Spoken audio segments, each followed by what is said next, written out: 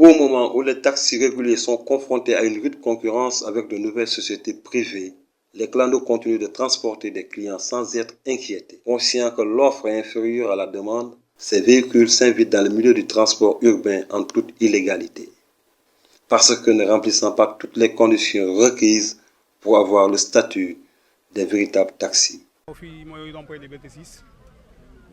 Nous sommes au rond-point de Liberté 6, c'est notre lieu de travail. Nous sommes des chauffeurs qui contribuent au développement du pays.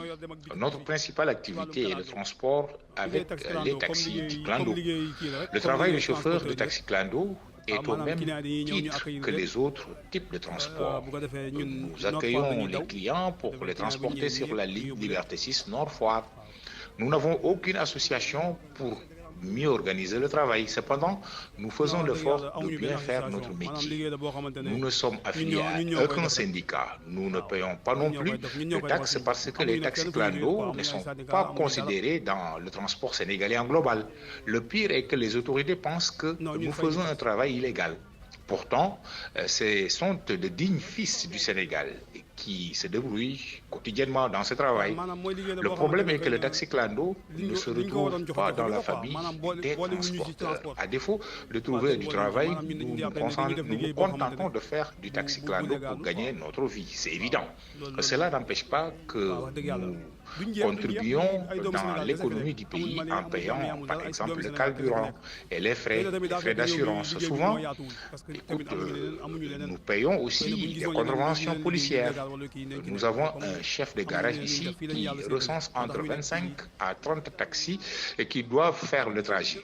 Nous sommes bien organisés à ce que personne ne puisse déranger l'autre dans le fonctionnement normal du garage. Notre souhait aujourd'hui est que les autorités du pays puissent nous venir en aide avec les opportunités qui existent pour bien exercer notre métier de chauffeur de taxi clando.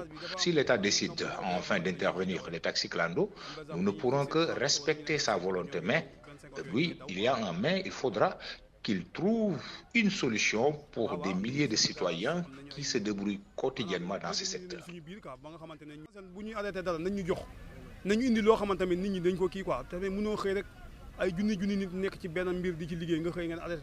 Depuis belle lurette, les taxis clando sillonnent les 19 communes de Dakar en toute liberté. À l'opposé des taxis reconnus et autorisés à assurer le transport urbain, les clandos ne sont guère astreints à payer des taxes et droits de stationnement. Il suffit seulement au véhicule de disposer d'une carte grise et d'un chauffeur ayant son permis de conduire en poche pour s'inscrire dans un des nombreux garages de la capitale et le tour est joué. C'est tout bénéfique pour ces chauffeurs de taxi clando qui ne se plaignent pas, même si par moments ils n'échappent pas à certains contrôles policiers dans la circulation. Dans ce contexte, il faut mettre la main dans la recette pour payer les différentes contraventions. C'est normal, nous sommes clando man, mais nous sommes des mal nécessaires. Nous sommes des chauffeurs de taxi clando. Le taxi clando est un mal nécessaire. Le seul problème est qu'il ne remplit pas toutes les conditions pour faire un taxi normal. Si l'on veut nous aider à remplir toutes les conditions, nous sommes preneurs. Quant à moi, c'est un mal nécessaire, parce que c'est l'intérêt des populations. On parle de transport clandestin. À partir du moment où l'on dit clando, tout est dit. Contrairement à nous, les chauffeurs de taxi payent des taxes, la patente, le droit de stationnement est divers. C'est ce qui lui donne le droit de faire du transport urbain. Le chauffeur du taxi clando a son permis. Le véhicule a une carte grise et assurance, mais il fait du transport illégal. C'est-à-dire que nous ne sommes pas reconnus par les transporteurs. Je n'ai pas de contrat de travail. Le propriétaire peut arrêter notre collaboration quand il veut, comme il peut continuer à me faire confiance. Nous ne sommes affiliés à aucun syndicat du groupement. Nous sommes une famille et il y a une bonne ambiance. Nous avons un chef de garage. En ce qui concerne les taxis du garage, c'est confidentiel. Nous savons comment gérer en interne. Il y a un représentant du garage et un coxeur. Pour ce dernier, chacun donne de sa recette la somme qu'il veut. Chaque jour, je travaille de 6 heures du matin à 18 heures. Peut-être que les autres peuvent aller jusqu'au-delà. En tout cas, on peut avoir une recette entre 20 et 25 000 francs. Le taxi clando peut ne pas avoir un impact positif sur l'économie du Sénégal. C'est un mal nécessaire parce qu'ils sont nombreux ces citoyens qui utilisent le taxi clando comme moyen de transport. mun naa bañ a rendre économique ci état Sénégal mais aussi vraiment c'est un mal nécessaire parce que ñiy soxla clando dañuy bari. Sans aucun contrat de travail et ne bénéficiant d'aucune protection sociale de la part de leurs employeurs, les chauffeurs de taxi clando ont pour seule obligation d'assurer le versement quotidien de 5 000 francs. Tout le reste de la recette se retrouve dans leurs poches. Même s'ils ont en charge les frais de carburant, ils s'en sortent toujours bien financièrement.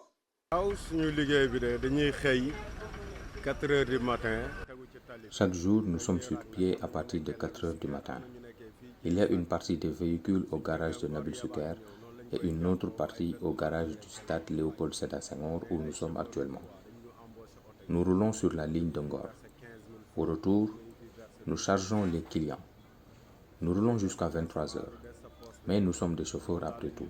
Certains sont astreints à un versement de 15 000 francs et d'autres à 12 000 francs. Après avoir assuré le versement, le reste de la recette entre dans les poches du chauffeur. Maintenant, si jamais les autorités veulent nous déguerpir d'ici, qu'elles nous proposent quelque chose de légal. Parce que nous sommes des chauffeurs qui ont leur permis de transport. Il arrive que l'État offre des opportunités, mais cela n'arrange pas les petits transporteurs. Par contre, ce sont les grands transporteurs qui en bénéficient. Ces derniers viennent exploiter les chauffeurs. C'est le lieu de clarifier que les problèmes du transport ne découlent pas seulement du ministère. Les transporteurs ont une grande part de responsabilité dedans. C'est un groupe organisé qui vit sur le dos des chauffeurs. Ils n'évoquent jamais le problème des chauffeurs. Par exemple, si un chauffeur tombe malade et qu'il n'a pas d'argent pour se soigner, son patron ne l'assiste pas. Ce n'est pas normal. Alors qu'ailleurs, des entreprises protègent leurs employés. Ce n'est pas le cas avec les chauffeurs. Ici, les chauffeurs n'ont rien. Il s'y ajoute le cas des coxeurs. Ceux qui roulent sur l'axe Dakar-Mbour rencontrent trop de difficultés avec eux. Il y a des jours où l'on a des problèmes de versement. Pour le mois, un chauffeur peut empocher 300 000 ou plus. Par contre, tu peux perdre ton travail à cause d'un versement incomplet. Parce que moi, je peux trouver la voie du succès contrairement à un autre chauffeur. Avec beaucoup de chance, je peux avoir les clients et gagner ce qu'un autre chauffeur ne gagne pas. La distance d'ici à Ngor, c'est plus de 9 km que nous facturons aux clients à 150 francs. Dans cette zone, nous avons le plus bas tarif. Et nous sommes là depuis plus de 20 ans. Vous pouvez faire une enquête qui confirmera les mêmes prix. Nous avons le tarif le plus probable avec les bus 218 de Dakar Demdik. Notre souhait est qu'on nous change le parc automobile de transport. Vous avez des chauffeurs qui ont leur permis de transport catégorie 6. L'État peut aider avec des véhicules modernes que les chauffeurs pourront rembourser avec un moratoire. Cela permettra aux chauffeurs de travailler et s'offrir une vie décente. Le transport a un impact positif parce que c'est le moyen de déplacement des citoyens.